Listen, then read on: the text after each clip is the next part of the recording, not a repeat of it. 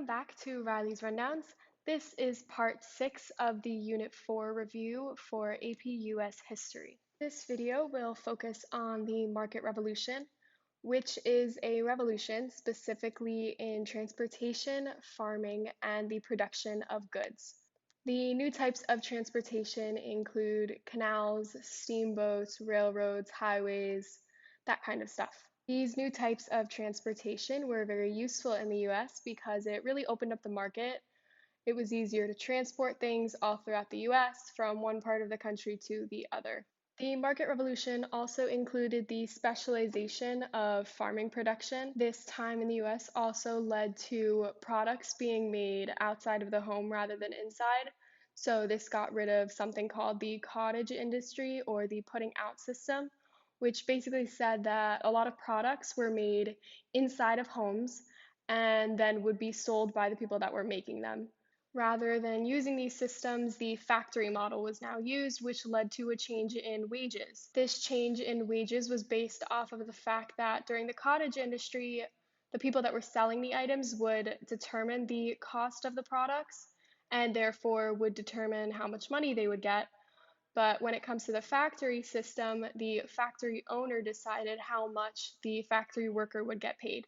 The market revolution was also linked to a time of changing in the American population. So in the 1820s to the 1840s, there was a rapid increase in population, way more than there was in Europe. Immigration was one of these causes for this rapid increase in population. Immigration mostly occurred during and after the 1830s. The most immigrants into the US came from Ireland and Germany at this time. The Germans tended to go to the Northwest because they preferred to farm. They were pushed out of their home because of the revolutions that failed in Germany in 1848 and 1849, just as one example of one of those push factors. The Germans tended to be Protestant, but they did not speak English. Their lack of English led to a problem in assimilation.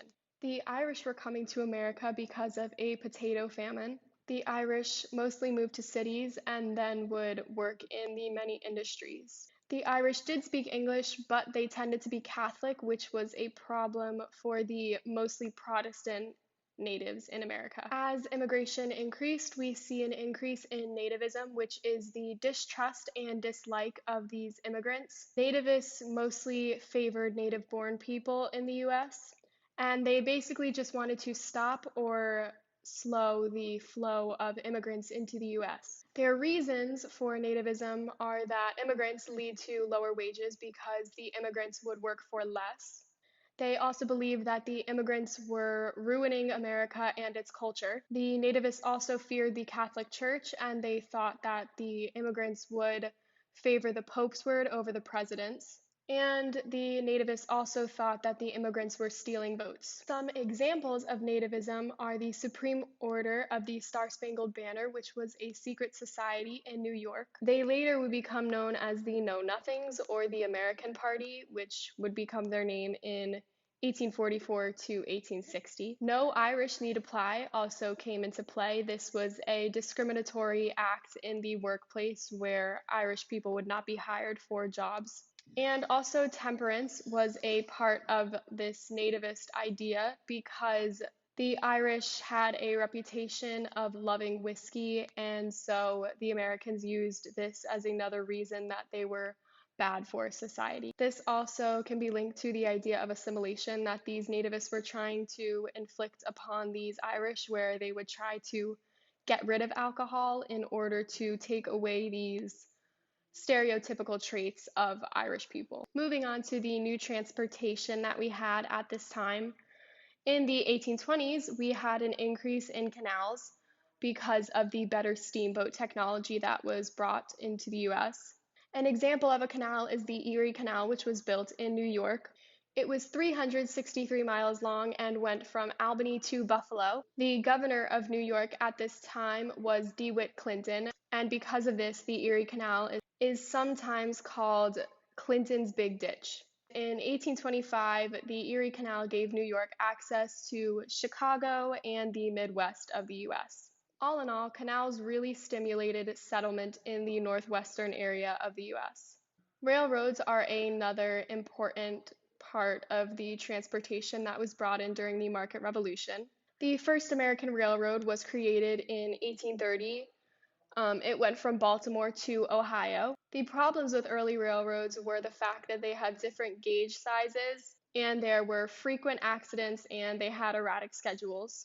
The evolution of railroads went from early railroads, which connected water routes mostly, and then they moved on to later railroads, which had advances in the 1830s and 1840s, which led to an increase in the number of railroads in the 1850s. New railroads would be called trunk lines because the shorter railroads would be turned into longer railroads.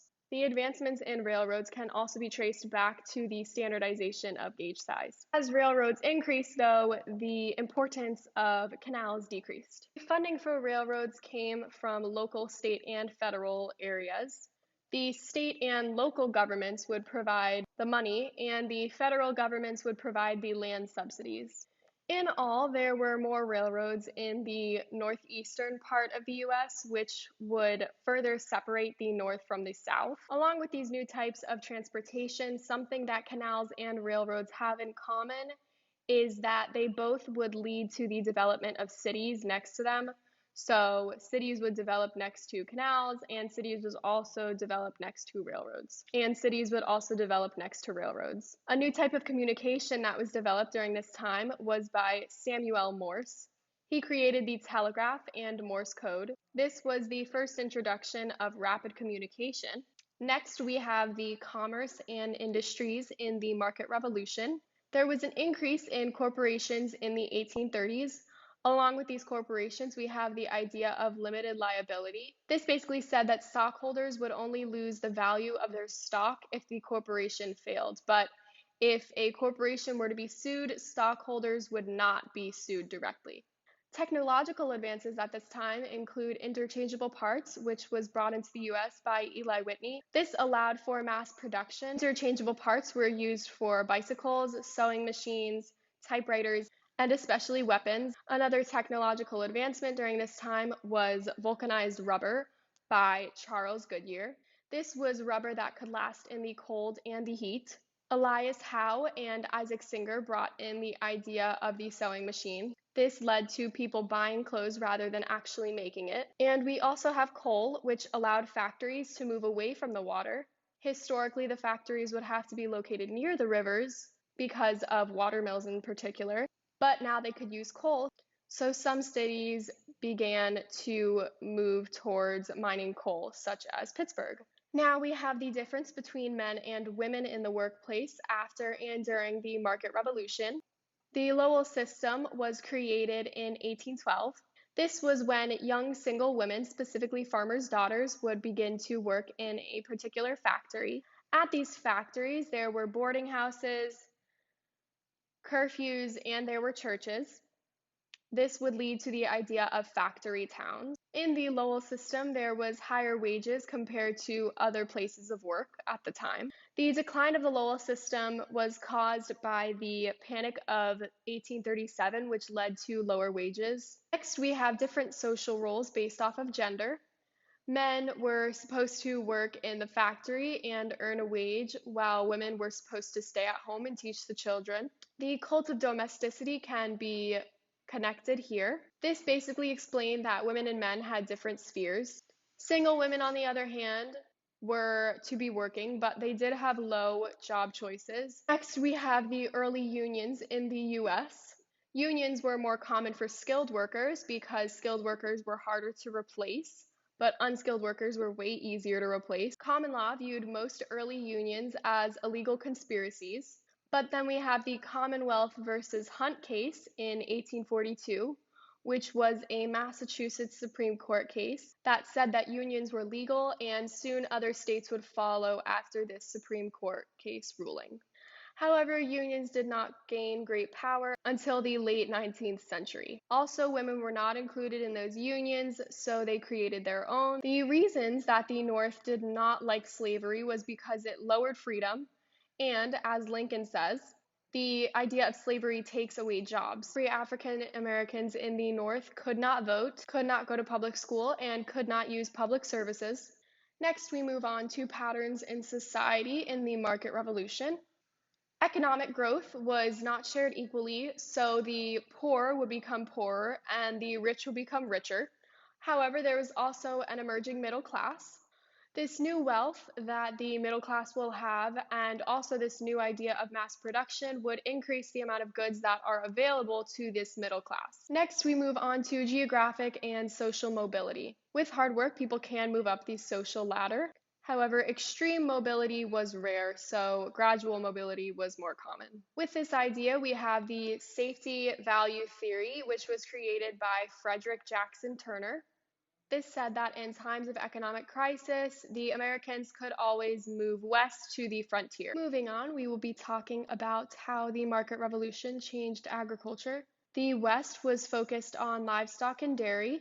The South was focused on cash crops, and the North and Mid-Atlantic were focused on wheat, vegetables, and fruits. Some agricultural inventions include the steel plow, which was created by John Deere.